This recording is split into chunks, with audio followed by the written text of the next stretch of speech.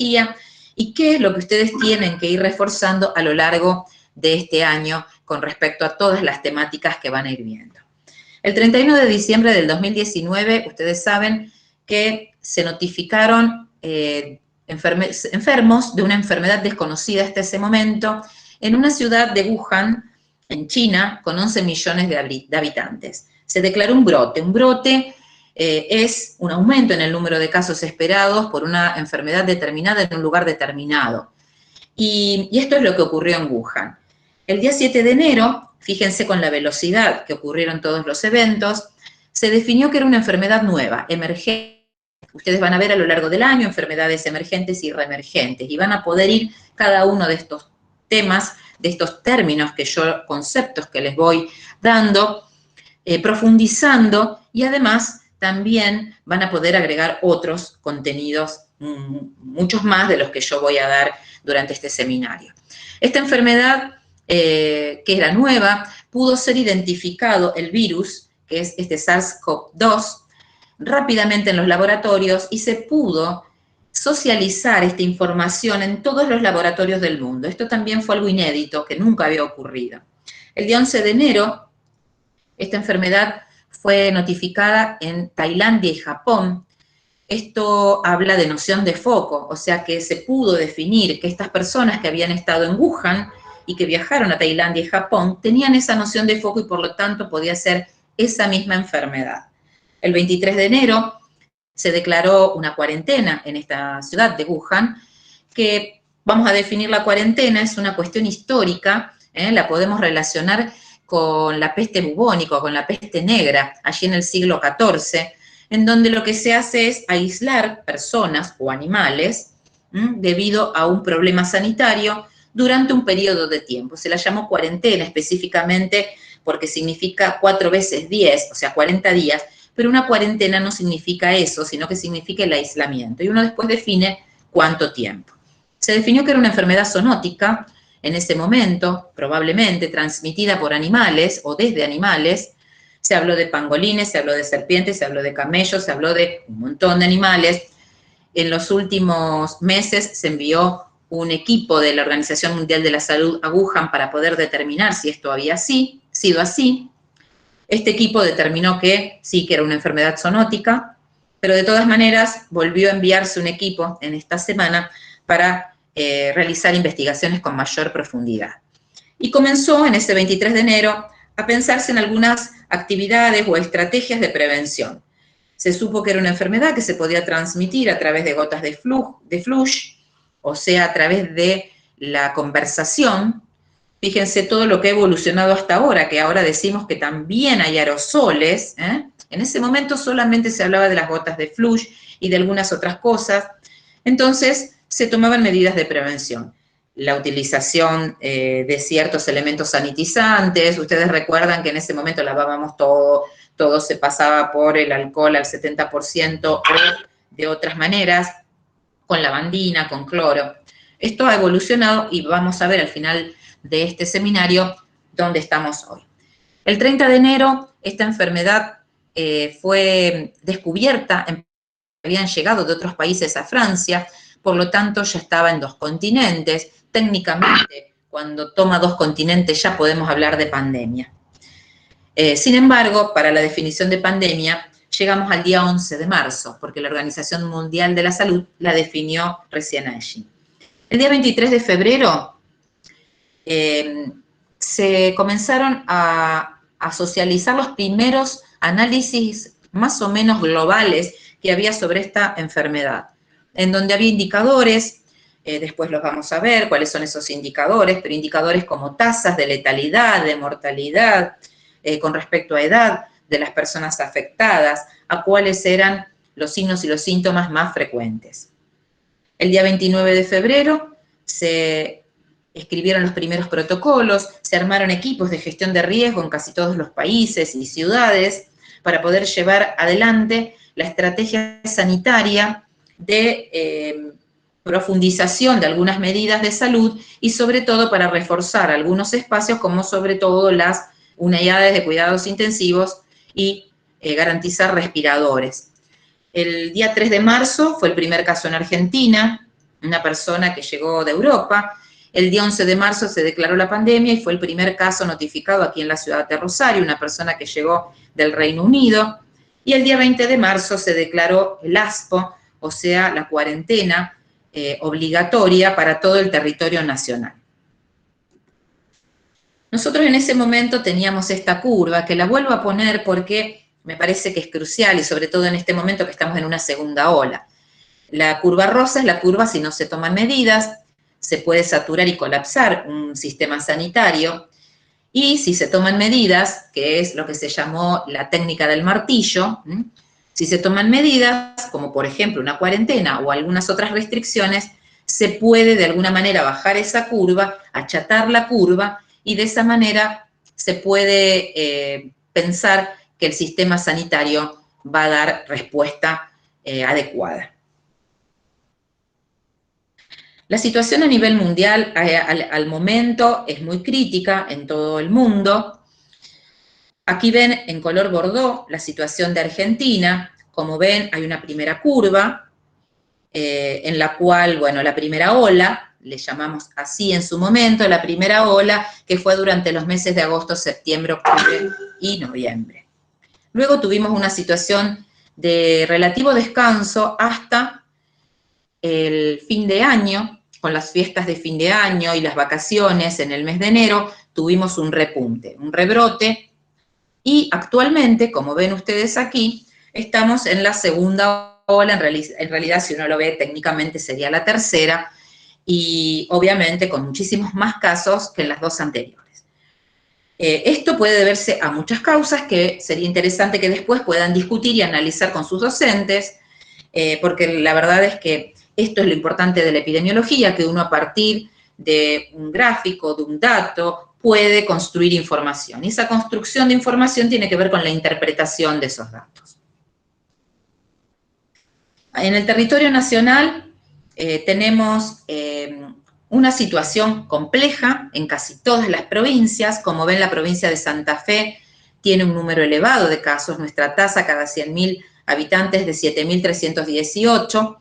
Fíjense que estamos mejor que Cava, o sea que la ciudad de Buenos Aires, pero estamos peor que otras provincias, como por ejemplo Córdoba, Chaco, Entre Ríos y Buenos Aires. Un indicador nos sirve para eso, nos sirve para poder comparar con otros lugares, porque tiene un denominador. Y por eso es tan importante la construcción adecuada y correcta de estos indicadores, y también su interpretación. Como ven, tenemos una tasa de letalidad, a pesar de tener un número importante de casos, tenemos una tasa de letalidad que no es de las más altas. Eso significa que tenemos una buena respuesta de nuestro sistema de salud. Esto es lo que ocurre en la provincia de Santa Fe. Como les decía, esta es información al 20 de abril. Tuvimos hasta esa fecha 256.120 casos en todo el territorio de la provincia de Santa Fe. Como ven aquí en esta curva es el índice epidémico. También, como a nivel nacional, tuvimos una primera ola, un rebrote en el mes de enero, y ahora estamos con esta segunda ola, en la cual probablemente vayamos a tener muchos más casos. Aquí ven los casos acumulados por edad y por género. La mayoría se acumula entre los 20-30 años y los 50-60 años. Los contagios. Como vieron, la cantidad de personas confirmadas en la provincia de Santa Fe fueron 256.120, de los cuales 95.289 pertenecían o pertenecen a la ciudad de Rosario y 31.576 a las provincias de Santa Fe. Nosotros tomamos, y es muy importante tomar los últimos 15 días, compararlos con los 15 días anteriores y también tomar los últimos 7 días. En este caso, la positividad por laboratorio de los últimos 7 días fue de 40%. Es una tasa de positividad relativamente alta, pero no tan alta como tuvimos en la primera ola. Este es el índice de contagiosidad, el RT, es el índice de contagiosidad. Esto significa que una persona va a contagiar a 1.28 en la provincia, 1.33 en la ciudad de Rosario y 1.17 en la capital. Esto es muy útil y muy importante pero sí se hace la lectura correspondiente y la interpretación adecuada.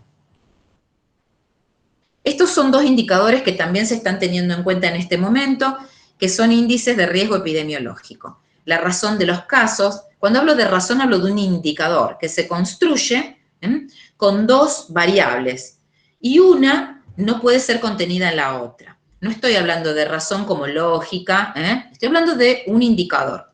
Y la razón de los casos en este evento, que es COVID-19, es cuando el cociente entre el número de casos confirmados acumulados en los últimos 14 días y el número de casos confirmados acumulados en los 14 días anteriores sea superior a 1,20. Nosotros en este momento, en todos los departamentos que están en rojo, estamos por encima claramente de 1,20. Y esto marca un índice de riesgo epidemiológico. Y la incidencia es cuando el número de casos confirmados acumulados en los últimos 14 días por 100.000 habitantes es superior a 150. También estamos por encima en todos estos departamentos. Estos son los departamentos con riesgo alto epidemiológico. Esta es la situación en Rosario. Este es un tablero que nosotros levantamos todos los días aquí en la ciudad de Rosario, en donde están los casos nuevos, los casos recuperados, los fallecidos. La ocupación de camas del sector público, que es muy importante porque eso nos permite a nosotros evaluar cuál es la situación. Fíjense que para el 20 teníamos una ocupación de camas generales del 89%, de camas críticas del 92%, de las cuales COVID eran 24%. ¿Esto qué significa? Que muchísimas camas están ocupadas por otros eventos, como politraumatismos, por accidentes o colisiones en la vía pública, y por heridas de arma de fuego, entre muchas otras, y arma blanca, entre muchas otras. Por eso la importancia cuando decimos quédate en casa, cuando no tengas que salir, porque muchas camas se ocupan no por COVID, sino por otros eventos. Como les decía aquí, el RT es 1,17, la incidencia 707, o sea, encima de lo esperable, y la razón de casos 2 por encima de lo esperable. Y ahora, sí, en este caso, bueno, puse hoy el cierre el 27/4, en el cual se mantiene bastante estable todo, hay un aumento en la ocupación de camas, pero el resto de los indicadores está bastante estable. Esto con respecto a la situación epidemiológica actual de las variantes. Ustedes vieron que hay variantes nuevas. Dentro de estas variantes nuevas, de las cuales en Argentina hay circulación, tenemos la del Reino Unido, la de Sudáfrica, la Manaos, tenemos casos aquí en la provincia, y otras variantes de Río de Janeiro. Con respecto a esta enfermedad, ¿qué pudimos saber a lo largo de este tiempo? Que sí, como decíamos en un comienzo, se transmite a través de las gotitas de flush, pero fundamentalmente se transmite a través de los aerosoles, que son partículas que quedan suspendidas en el aire y que se manifiestan o se ven como el humo del cigarrillo. ¿Esto por qué lo decimos? Porque, ¿qué ocurre? A veces yo estoy en un ambiente, estornudo, salgo de ese ambiente, entra otra persona y esa persona respira esas microgotículas o aerosoles, y esa persona se puede contagiar. Por eso la importancia de la utilización del cubrebocas, tapaboca, nariz, mentón, esa es la definición, porque tiene que tapar tanto la boca como la nariz y el mentón, o barbijo, durante todo el momento en el cual yo estoy en otro lugar que no sea mi vivienda. Si yo estoy en mi casa, esa gente que está conmigo, que duerme en mi casa, que come en mi casa, mis convivientes, son mi burbuja. El resto de las personas con las que yo estoy por fuera no son mi burbuja. Están mal llamado burbuja, porque esas personas yo no sé qué es lo que hacen cuando salen del espacio en el cual están conmigo. Entonces, es fundamental que yo permanezca la mayor cantidad de tiempo posible en cualquier espacio con mi tapaboca, nariz, mentón. Recordamos también que las gotículas pueden sobrevivir hasta 72 horas en superficies de plástico, acero inoxidable, menos de 4 horas en superficies de cobre y menos de 24 horas en superficies de cartón. Pero no le vamos a dar tanta trascendencia a eso como a la transmisión a través de los aerosoles y de las microgotículas de flujo. ¿Qué aprendimos de lo que pasó en Europa? Nosotros tenemos la fortuna de que estamos aprendiendo, nos pasó con la primera ola y nos está pasando ahora, con lo que pasó en otros países. De la primera ola, bueno, la mayor mortalidad del 3% versus la segunda, del 1%, mayor número de diagnósticos, mayor internación en mayores de 50 años, mortalidad a partir de los 70, y mayor afectación en esta segunda ola entre las personas entre 40 y 60. También hemos aprendido, y lo sabemos por nuestras propias estadísticas y por nuestros propios análisis e interpretación de datos, que la modalidad de contagio es fundamentalmente social y familiar. No se da en los espacios generalmente de trabajo, se da generalmente con nuestros propios convivientes y amigos. Y que también sabemos que hay supercontagiadores. ¿Quiénes son? Son un 20% de la población que son responsables del 80% de los contagios. Así que eso también lo sabemos. Y que el riesgo de infectarse es 20 veces superior en los espacios cerrados o mal ventilados. Vuelvo a hablar de los aerosoles y vuelvo a referirme a esto. Con respecto a las intervenciones epidemiológicas, hay muchísimas intervenciones. Nosotros tenemos que saber que es así. Si yo coloco una feta de queso, puedo ver a través de los agujeritos de esa feta de queso. O sea que si yo lo único que hago es lavarme las manos, hago algo. Pero si yo puedo superponer todas las responsabilidades, tanto personales como compartidas, es decir, el distanciamiento físico a más de 1,5 metros, 2 metros, la mascarilla facial, la higiene de manos, evitar tocarme la cara, limitar la distancia en un lugar, la estancia durante mucho tiempo en un lugar que hay muchas personas, concurrido. Y además también el testeo y rastreo rápido y sensible, la ventilación de los espacios, los mensajes y la comunicación, que es fundamental, clara, del Estado. Tratar de mantener las restricciones durante un periodo de tiempo y ser muy cuidadosos con no mantenerlas por encima de lo que deba realizarse, esas cuarentenas y esos aislamientos, para no generar cansancio en la población. Y por supuesto, la gran estrategia de las vacunas, si nosotros superponemos todos, habrá muchísima más posibilidad de poder responder a esta pandemia que si no las hacemos.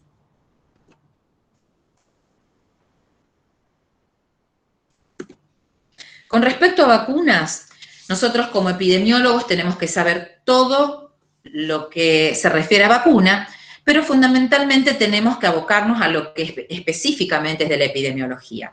O sea, saber cuántas dosis se administran, de primeras dosis, de segundas dosis. Les recuerdo que hay 3 vacunas en nuestro país, la Sputnik, la Covishield y la Sinopharm en este momento. Saber cuántas se entregan, cuántas se colocan, los porcentajes y fundamentalmente algo que es clave, que es qué porcentaje de la población nosotros hemos vacunado en cada uno de los momentos. Tenemos una población de riesgo que hemos calculado y tenemos vacunados hasta el momento 37% de la población objetivo. Tenemos que aumentar esto porque es fundamental hacerlo como una de las medidas importantes que estábamos planteando.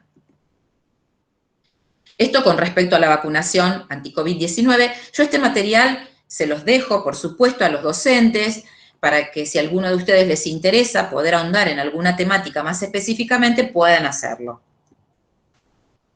Estas son las últimas recomendaciones de CONAIN, de diferir las segundas dosis de cualquiera de las vacunas. Esto es importante también. Nosotros como epidemiólogos podemos valorar estas cuestiones y son recomendaciones que hacemos a las distintas instancias o diferentes niveles estatales de gestión. Se sugiere diferir las segundas dosis, pero no de ninguna manera se propone suspenderlas. Esto con respecto al cuadro clínico lo voy a pasar, en realidad esto lo pueden ver después con sus docentes. Con respecto a las medidas preventivas, esto también tiene que ver con el abordaje epidemiológico, cuáles son las medidas o estratégicas que se deben ir tomando en cada caso. A partir del 0800 hay una estrategia de rastreo que es fundamental. El rastreo no es solamente un llamador, eso está mal, no es llamador y llama por teléfono para ver cómo está la persona, no. Detrás de esa llamada hay un montón de cuestiones y de estrategias epidemiológicas. Una de ellas es el armado de la trazabilidad del caso, el poder armar conglomerados o cohortes para poder de esa manera hacer bloqueos adecuadamente. Esto que estoy diciendo es fundamental, no solamente para esta enfermedad, sino para todas. En todas las enfermedades lo que se hace es eso, la trazabilidad de acuerdo al rastrillaje, la investigación de los casos, el bloqueo, y de esa manera se intenta contener la enfermedad. Como sabemos, cada epidemia tiene una fase que es contención y una fase que es mitigación. Nosotros con esta pandemia vamos entre esas dos fases o estrategias. Creo, sin lugar a dudas, que tenemos que poner mucho hincapié en este momento en la fase de mitigación, fundamentalmente. No significa que una fase sea mejor que otra, de ninguna manera. Si yo estoy en una fase de mitigación, tengo que hacer lo que corresponde a esa fase de mitigación para poder achatar la curva y tratar de evitar y de ir a cero nuevamente. Como decía, aprendimos mucho en esta pandemia y tenemos las BBD, que son ventilar los espacios, utilizar adecuadamente el barbijo, tapaboca, nariz, mentón. Esto es clave. No sirve un barbijo, un tapaboca mal puesto, o un barbijo que no corresponde porque es una telita que no es la adecuada. Entonces, es fundamental que nosotros sepamos esto para poder transmitírselo a quienes debemos transmitírselo. Y la distancia, 1,5 metros, 2 metros. Si yo puedo cumplir con ventilar el espacio, ahora que viene el frío, esto es clave, ventilar. Yo llego a un lugar y tengo que abrir las ventanas aunque la gente se queje. Abro las ventanas, nos mantenemos abrigados durante todo el periodo en el que dure el invierno. Esto es clave. Cuando llego a casa, obviamente en casa ventilo, pero puedo estar con las ventanas más cerradas y la calefacción. Pero cuando estoy en otros lugares, no. Siempre ventilados, siempre las ventanas abiertas, y si hay ventilación cruzada, mejor. Barbijo y distancia social. El resto son medidas que son muy importantes, que ya las hemos aprendido para otros eventos, como toser en el hueco del antebrazo, evitar ir a zonas con circulación activa, por supuesto, y consultar precozmente ante síntomas respiratorios. Estas son medidas que además tenemos que tomar, que son también medidas epidemiológicas y estratégicas que vamos nosotros planteando en cada uno de los momentos. Permitir los lugares de trabajo flexibles como el teletrabajo, de hecho esto es lo que estamos haciendo en este momento con estas clases. Permitir las horas flexibles de trabajo como turnos alternados para quienes no puedan teletrabajar. Aumentar el espacio físico entre los trabajadores en los lugares de trabajo, aumentar el espacio físico entre los trabajadores y los clientes, proveedores, ventanillas especiales, mamparas, implementar opciones flexibles para viajes y reuniones, como posponer reuniones o eventos no esenciales, sobre todo en el momento del aumento en la curva y durante todo el periodo del pico. Les recuerdo que para poder saber que estamos en el pico, tienen que pasar por lo menos 15 o 20 días del descenso, o sea que para nosotros siempre cuando estamos en aumento, estamos en ascenso, estamos en el pico, e incluso cuando parece amesetarse, también nos manejamos como si estuviésemos en el pico.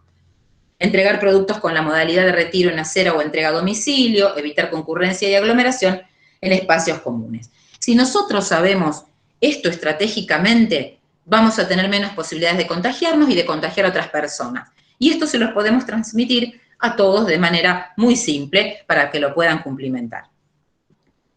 Bueno, y hasta aquí llega en realidad la presentación. Quería hacer un pantallazo general de todas estas, de todos estos términos, de todos estos conceptos, para que después puedan profundizarlo cada uno de ustedes con sus tutores. Vuelvo a decirles que quiero augurarles un buen comienzo, creo que allí terminó la presentación. Sí, ahí estamos, nuevamente viéndonos. Quiero augurarles a todos un buen año, que podamos también, como el año pasado, interaccionar y también podamos de alguna manera proponer nuevas modalidades de aprendizaje, porque así como ustedes están aprendiendo, nosotros los docentes también estamos aprendiendo de estas nuevas formas y de estas nuevas cotidianeidades. Así que si algún docente quiere decir algo más, dejo abierto unos segundos y si no, damos por finalizado este seminario.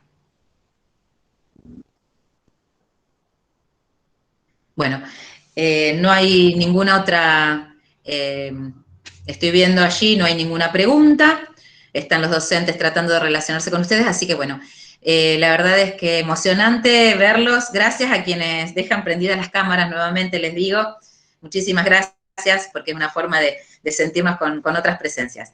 Y les mando un abrazo muy grande, buen año.